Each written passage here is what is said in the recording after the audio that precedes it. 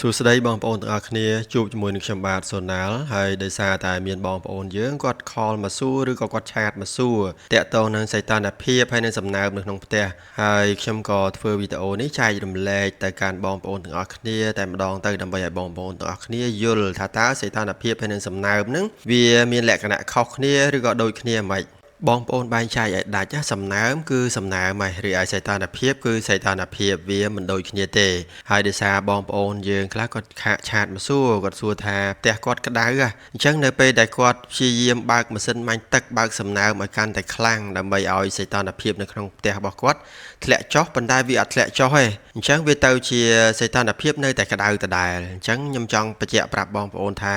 នៅពេលដែលផ្ទះបងប្អូនក្តៅហើយមិនមែនបងប្អូនទៅបើកម៉ាស៊ីនបាញ់ទឹកឲ្យខ្លាំងហើយបើកទឹកឲ្យខ្លាំងហើយវាទៅជាត្រជាក់វិញទេព្រោះអាហ្នឹងវាតាក់ទងនឹងសីតុណ្ហភាពមានន័យថាផ្ទះរបស់បងប្អូនអាចក្តៅចេញពីចន្លោះណាមួយនៅក្នុងផ្ទះ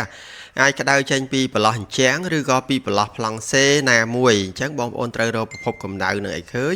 រួចហើយដោះស្រាយប្រភពកម្ដៅនឹងឧទាហរណ៍ថាបើវាក្តៅចេញពីអញ្ចាំងយើងត្រូវយកអីទៅបិទបាំងអញ្ចាំងហ្នឹងមួយតង់ពីរតង់មួយជាន់ពីរជាន់ថែមទៀតហើយប្រភពកម្ដៅវាមកពីខាងណាយើងត្រូវដោះស្រាយវាទៅខាងហ្នឹងអញ្ចឹងបើសិនជាផ្ទះរបស់យើងក្តៅហើយយើងព្យាយាមបាញ់សំណើមឲ្យកាន់តែខ្លាំងវាអត់ចុះទេសីតុណ្ហភាពនោះវាជួយបានដែរតែវាជួយបានតិចតួចបំផុតអញ្ចឹងវាអត់ធ្វើឲ្យផ្ទះរបស់យើងនឹងចុះត្រជាក់ដោយសារតែយើងបាញ់សំណើមច្រើននេះផ្ទុយទៅវិញវាបង្កើតជាសំណើមកាន់តែខ្លាំងពេលខ្លះវាធ្វើឲ្យសត្វរបស់យើងផ្អើលអញ្ចឹងសីតុណ្ហភាពដែលសត្វត្រជាក់កម្មចូលចិត្តរស់នៅគឺចន្លោះពី27ទៅដល់ត្រឹម31អង្សាសេរីឯសំណើមវិញគឺចន្លោះពីត្រឹម75ទៅដល់ត្រឹម85អីបានហើយបើសិនជាយើងឲ្យវាសំណើមខ្លាំងពេក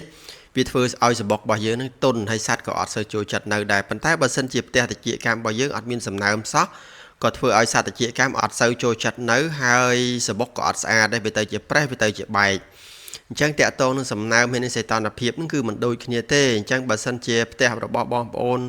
ក្តៅបងប្អូនត្រូវរកប្រភពកម្ដៅនឹងឲ្យឃើញរួចហើយដោះស្រាយប្រភពកម្ដៅនឹងចេញមិនមែនព្យាយាមបើកម៉ាស៊ីនបាញ់ទឹកឲ្យខ្លាំងហើយឲ្យវាធ្លាក់សីតុណ្ហភាពមកត្រជាក់ហ្នឹងគឺអត់បានទេព្រោះអាហ្នឹងវាជារឿងពីរផ្សេងគ្នាហើយមានបងប្អូនយើងខ្លះគាត់សួរថាធ្វើម៉េចដឹងថាសំណើមរបស់យើងមានប្រមាណអានេះគេមានឧបករណ៍សម្រាប់ដាក់នៅក្នុងផ្ទះហ្នឹងសម្រាប់វាស់បងប្អូនអាចទិញយកទៅប្រើបានដាក់នៅក្នុងផ្ទះហ្នឹងទៅរួចហើយពេលដែលយើងចូលទៅមើលទៅយើងបើកមើលទៅយើងឃើញហើយសំណើមរបស់យើងចន្លោះពីប្រមាណទៅប្រមាណសីតុណ្ហភាពរបស់យើងចន្លោះពីប្រមាណទៅប្រមាណអញ្ចឹងបងប្អូនអាចមើលដឹងយើងអត់អាចទៅចូលទៅក្នុងផ្ទះហើយវាស់ដៃវាស់នឹងស្បែករបស់យើងដឹងទេតតែអ្នកធ្វើផ្ទះវិជ្ជាកម្មយូរបើដូចខ្ញុំពេលខ្លះក៏ខ្ញុំនៅតែមើលដែរតែគ្រាន់ថាបើផ្ទះខ្ញុំចូលទៅខ្ញុំដឹងថាផ្ទះហ្នឹងមានសំណើមគ្រប់អត់សីតុណ្ហភាពត្រឹមត្រូវអត់អញ្ចឹងបើសិនជាយើងធ្វើយូរអានេះយើងអាចដឹងប៉ុន្តែទោះជាយ៉ាងណាក៏យើងនៅតែប្រើដែររឿងឧបករណ៍វាស់យើងអាចស្ប៉ាន់ស្មានទៅតាមចិត្តរបស់យើងអញ្ចឹងឲ្យវាត្រូវ 100% បានទេសម្រាប់វីដេអូដែលខ្ញុំបាននិយាយពីសំណើមហើយនិងសីតុណ្ហភាពនេះគឺមានតែប៉ុណ្្នឹងទេបងប្អូនអើយហើយសូមបងប្អូនទាំងអស់គ្នាជួយ follow page ម្នាក់មួយផងដើម្បីទទួលបានព័ត៌មានផ្សេងតាក់ទងទៅនឹងការចិញ្ចឹមត្រចៀកកម្មអរគុណច្រើនជម្រាបលាសុខសប្បាយទាំងអស់គ្នាហើយជូនពរឲ្យបងប្អូនទាំងអស់គ្នាជោគជ័យនៅក្នុងមុខរបរនេះទាំងអស់គ្នាអរគុណ